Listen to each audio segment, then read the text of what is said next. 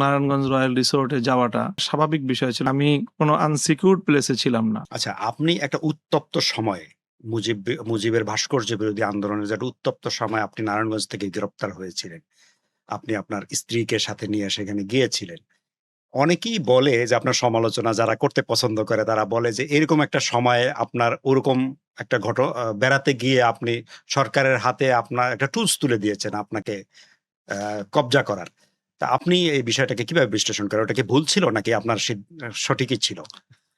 সেটা হলো প্রথম বিষয়। দেখেন, যখন একটা রাষ্ট্র কোনো একজন ব্যক্তিকে ঘায়েল করতে চায়, একটা রাষ্ট্র তার রাষ্ট্রের সকল যন্ত্রগুলোকে নিয়ে, সকল শক্তি নিয়ে এবং এই রাষ্ট্রের সকল গোয়েন্দা সংস্থাগুলোকে নিয়ে, আমি একেবারে নেমলি বলবো তৎকালীন সময়ের ডিজিএফআই, এনএসআই এবং ফুল ফেজের যে পুলিশ প্রশাসন সব মিলে এবং সেই সাথে আওয়ামী লীগের সকল অঙ্গ সংগঠন ঘাদানিক সহ তারা এইভাবে একটা প্রিপ্ল্যান আমার উপরে হামলা করেছিল।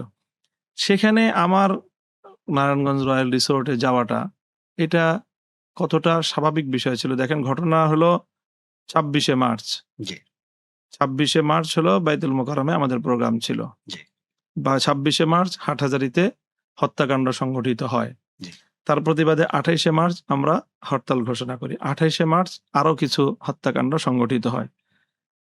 ২৮শে মার্চ থেকে ২৮শে মার্চ, ২৯, ৩০, তারপরে হলো ৩১শে মার্চ, তারপরে ১লা এপ্রিল, ২রা এপ্রিল। তাহলে ২৮, ২৯, ৩০, ৩১, ১, ২, ৩ ১ সপ্তাহ পর ঘটনা। এবং ততদিনে যারা শাহাদাত বরণ করেছে প্রায় ম্যাক্সিমাম শহীদ পরিবারদেরকে এনে আমরা তাদের পাশে দাঁড়িয়েছি, তাদেরকে সহযোগিতা করেছি। আহতদেরকে আমরা হাসপাতালে ট্রিটমেন্ট দিচ্ছি। এই কাজগুলো ১ সপ্তাহ ধরেই চলছিল। জি। এবং ৩রা এপ্রিলও আমার একটা প্রোগ্রাম ছিল ব্রাহ্মণবাড়িয়া যাওয়ার। সেখানে যেহেতু সবচেয়ে বেশি শহীদ হয়েছে, কিন্তু প্রশাসনের পক্ষ থেকে আমার যাওয়ার উপর বিধিনিষেধ আরোপ করা হয় যে আমি যেন ব্রাহ্মণবাড়িয়ায় না যাই। কাজেই তাদের নিষেধাজ্ঞার মুখে আমি ব্রাহ্মণবাড়িয়া যেতে পারিনি। সেই আমি তো কার্যক্রমের মধ্যেই ছিলাম এবং এই ঘটনাটা মানে হরতালের এবং হত্যাকাণ্ডের ১ সপ্তাহ পরের ঘটনা। তো ১ সপ্তাহ পরে আমি আমার ব্যক্তিগত পারিবারিক প্রয়োজনে আমি কোনো আনসিকিউরড প্লেসে ছিলাম না। জি। সেখানে আমি যেখানে গিয়েছিলাম সেটা আমার পূর্ব পরিচিত।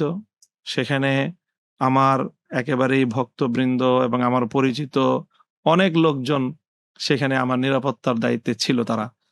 এবং সেই রয়্যাল রিসোর্টের যারা নাকি তৎকালীন কর্মকর্তা, কর্মচারী, তাদের মধ্যে একটা উল্লেখযোগ্য সংখ্যক তারা আমার পূর্ব পরিচিত এবং সেখানে আগে পরেও আপনি হ্যাঁ, গিয়েছেন সেখানে? গিয়েছেন, সেখানে গিয়েছি হুম, এবং তারা সবাই সেখানে আমার নিরাপত্তার দায়িত্বে ছিল। জি, কাজেই এমন কোনো আমি অনিরাপদ জায়গায় গিয়েছি ব্যাপারটা এরকম না। হুম, তবে সেই নিরাপত্তাটা তো একটা রাষ্ট্রের বিরুদ্ধে যুদ্ধ করার জন্য যথেষ্ট ছিল না। জি, সেখানে আমার লোকজনদেরকে, যারা আমার ওখানে স্থানীয়, যারা আমার নিরাপত্তার দায়িত্বে ছিল, যারা পরিচিত জন ছিল, তাদের সকলকেই হুম, এই গোয়েন্দা বাহিনীর লোকজন, স্থানীয় আওয়ামী লীগের লোকজন, পুলিশের লোকজন, তারা সকলকেই সেখানে ব্ল্যাক আউট করেছে।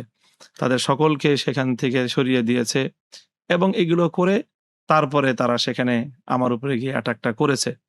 কিন্তু এরপরেও তারা গণরোষের সম্মুখীন হয়ে সেখানে তারা তাদের ষড়যন্ত্রটাকে বাস্তবায়ন করতে পারে নাই। কাজেই আমি মনে করি যে এই ঘটনার মধ্য দিয়ে আসলে আমার কাছে যেটা প্রতীয়মান যে তাদের আরো ভয়াবহ কোনো পরিকল্পনা ছিল। মূলত তারা আমার ব্যাপারে জঘন্য এবং ভয়াবহ কোনো পরিকল্পনা যারা করেছিল আল্লাহর মেহেরবানিতে এবং জনগণ স্বতঃস্ফূর্ত মানুষজন চারিদিক থেকে হাজার মানুষ এইভাবে ছুটে আসার কারণে রাষ্ট্রযন্ত্র জনপ্রতিরোধের মুখে ব্যর্থ হয়েছে মানে তারা। আপনি মিন করছেন কি আপনার জীবনের ঝুঁকি তারা তৈরি করতে অবশ্যই জীবনের ঝুঁকিও ছিল এবং তারা আমাকে নিয়ে আরো বড় ধরনের কোনো কুটক ষড়যন্ত্র এঁটেছিল, যেটা আমাদের আমির হেফাজত আল্লামা জুনায়েদ বাবুনগরীর সাথে করা হয়েছে। জি, আমরা মনে করি যে ওনার যে মৃত্যু এটা রহস্যজনক। এর আগে আমাদের হেফাজতের মহাসচিব তৎকালীন আল্লামা নূর হোসেন কাসেমী, হুম, ওনার মৃত্যুটা রহস্যজনক এবং এমন সন্দেহ করার যথেষ্ট কারণ আছে যে আমাদের এই ২ নেতাকে হত্যা করা হয়েছে।